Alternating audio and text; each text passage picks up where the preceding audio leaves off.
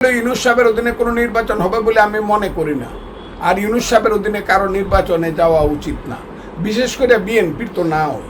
আওয়ামী লীগের যা হয়েছে বিএনপিরও তা হবে যদি বিএনপি বুঝতে না পারে। বলছে না যেহেতু তারা সবাই বিএনপির কাছে ফজলুর রহমানে এক্সপেল হয়ে যাইব। বিএনপিতে নাই মুক্তিযোদ্ধা তা না, কিন্তু ফজলুর রহমান সাহস করিয়া সত্য কথা বলার কারণে আজকে বিএনপির কাছ থেকে আমি শাস্তি পাইলাম। এবং এই শাস্তি পাইল এরা তা কাদেরকে খুশি করার জন্য, যাদেরকে খুশি করার জন্য শাস্তি দিল আমারে, তারা তো খুশি হইল না। কারা তো পরশুদিন চট্টগ্রামে বক্তৃতা করছে, তারেক রহমান তুমি বিরোধী দলের চেয়ারে বসতে পারবা কিনা আগে চিন্তা করে দেখো। তারা তো এই বক্তৃতা করে। আমার তো এগুলো সহ্য হয় না, কারণ আমি তো মানুষ, আমি রাজনীতিবিদ, আমি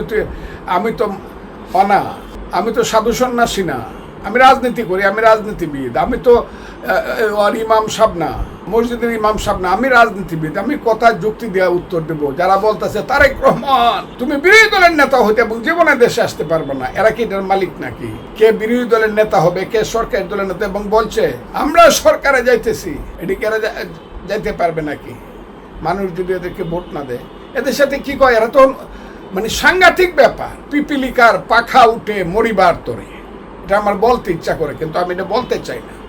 পিপিলিকার পাখা উঠে মরিবার তরে, জীবনে কোনোদিন ক্ষমতা দেখছে না তো। আমাদের গ্রামে একটা কথা আছে, হ্যাঁ, না পায়া পাইছে দন বাপে পুতে কীর্তন, না পায়া পাইছে দন বাপে পুতে কীর্তন। সারা জীবনে ডাকসুর একটা মেম্বার হইতে পারছে না 104 বছরে, এখন একটু ডাকসু পায়া যে কত ধরনের ক্ষমতায় যাইতেছে গা, এগুলো আমি বলতে চাই না। এখন এই ছেলেপেলেরা কি বলে, কি কথা কয়, কি বকাবকি করে, কেন করে, আমি তো বুঝি না।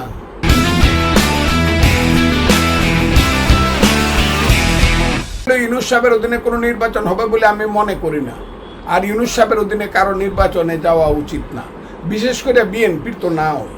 যদি তারেক রহমান সাহেব যেহেতু বিএনপির প্রধান নেতা, উনি ইউনূস সাহেবের সঙ্গে কথা বলছেন, উনি যাইতে পারে, কিন্তু গেলে পরে আমার কাছে মনে হয় না, আমার অভিজ্ঞতায় বলে না যে ইউনূস সাহেবের অধীনে বিএনপি কোনো ধরনের রেজাল্ট নিয়ে আসতে পারে।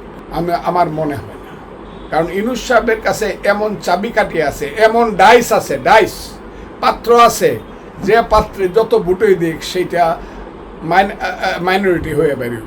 এই ডাইস ইউনূস সাহেব করে রাখছে। ইউনূস সাহেব বহুত বড় ব্যাপার পৃথিবীর, এখন এটা আমার কাছে মনে হয়। ইউনূস সাহেব থাকলে বিএনপি করবে কিনা আমি জানি না, কারণ বিএনপি হইলে পরে ইউনূস সাহেব তো বইলেই রাখছে ওই যে এই ছেলেটা নাহিদ ইসলাম হবে প্রধানমন্ত্রী।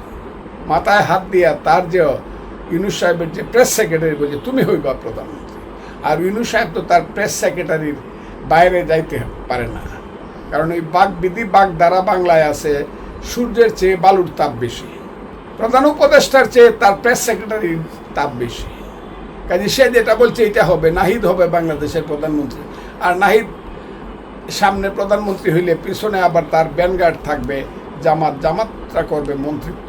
আওয়ামী লীগের যা হয়েছে বিএনপিরও তা হবে যদি বিএনপি বুঝতে না পারে। আমি কথাটা কয়ে দিলাম, এটা মনে রাখেন। কিছুতেই ইউনূস সাহেবের আমলে বিএনপি যত % ভোট পাক, কিছুতেই বিএনপি মেজরিটি হতে দিবে না ইউনূস সাহেব। আমি এটা কয়ে আজকে থেকে আমার এই কথাগুলো বলতে ইচ্ছা করতেছে। কিছুতেই বিএনপিকে রাষ্ট্র ক্ষমতা চালাইতে দিবে না ইউনূস সাহেব।